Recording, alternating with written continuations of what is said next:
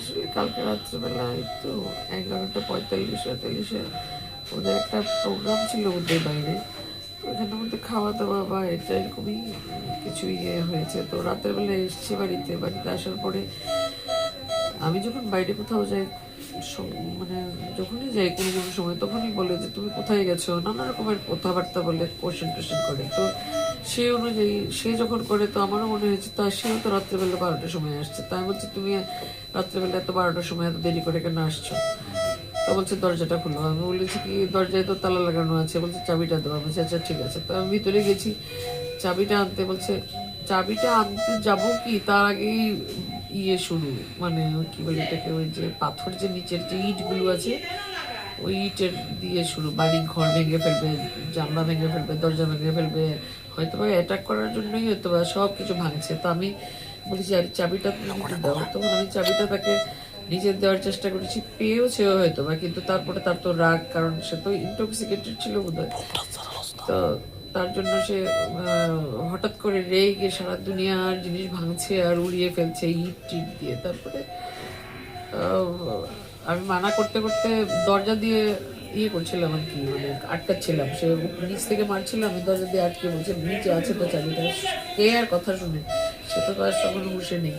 তখন এমন করে বিরাট বড় একটা ইট দিয়ে জোরে করে মেরেছে, আর এটা আমি দরজাটা বন্ধ করতে পারি না, পড়ে লেগেছে চোখের মধ্যে।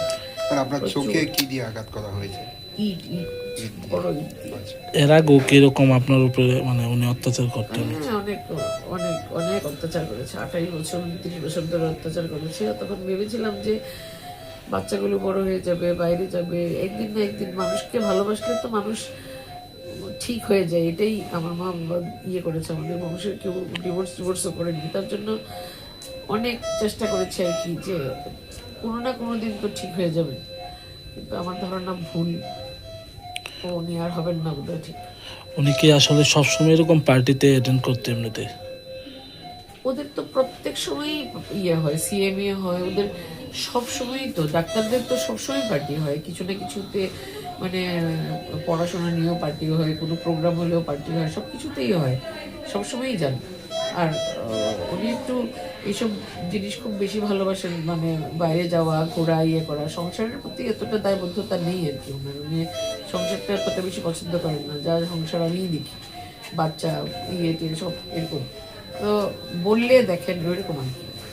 এই বিষয়টা নিয়ে কি এখন আপনি আইনের দ্বারস্থ হবেন?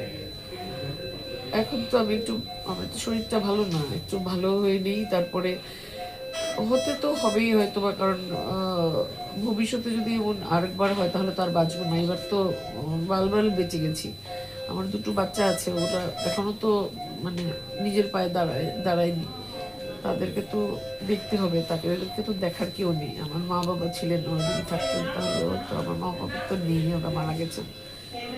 আপনি তো ডক্টর নাকি? হ্যাঁ আমি ডক্টর, আমি আচ্ছা, সিএমসি। একজন ডক্টর হয়ে আরেকজন ডক্টরের মানে এই ধরনের আচরণ কি বলবেন?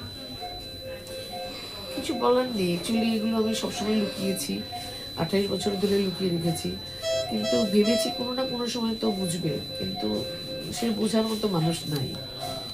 আজকে দেখলাম উনি আবার হসপিটালে ডাক্তার দেখাতে আসলেন, ওনার নাকি মানে উনি ইনজুর্ড হয়েছে। এই বিষয়টা আপনি মানে ইনজুর কি করে হবে? আমি তো কিছুই করি না, আমি তো দোতলার উপরে, সে আমাকে নিচ থেকে উপরে মারছে, আমি আমি উপর থেকে তাকে কি করে মারবো? আর আমি, ও যে আমাকে মেরেছে এটা তো চোখেই দেখা যাচ্ছে না।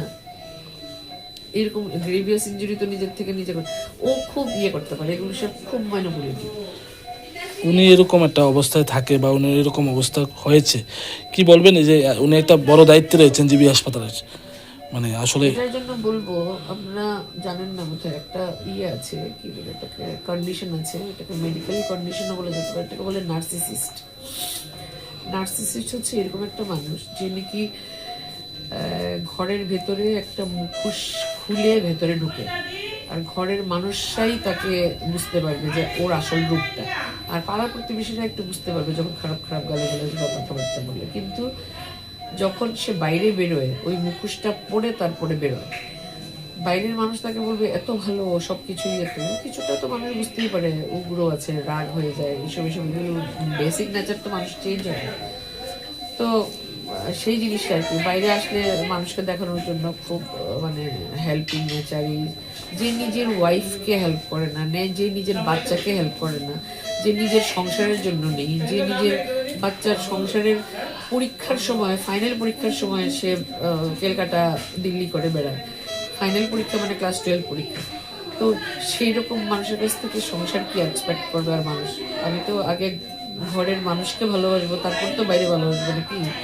নাকি আমি বাইরে ভালোবাসবো শুধু আমি আমার নিজের নামের জন্য আর সুনামের জন্য, আর সংসারকে অবজ্ঞা করে সারা জীবনে? মানে আমি একটু সংসারী মানুষ, আমি সংসারকে ভালোবাসি বলে আমি সংসার বেশি দেখি। যেমন এটা না যে পুরুষ মানুষের সংসারের দায়িত্ব শেষ হয়ে গেছে, সংসার তো দেখতেই না। ম্যাডামের নামটা কি? ডক্টর সর্বানন্দ। কোন হাসপাতালে কর্মরত? আমি সিআরসির ইনচার্জ।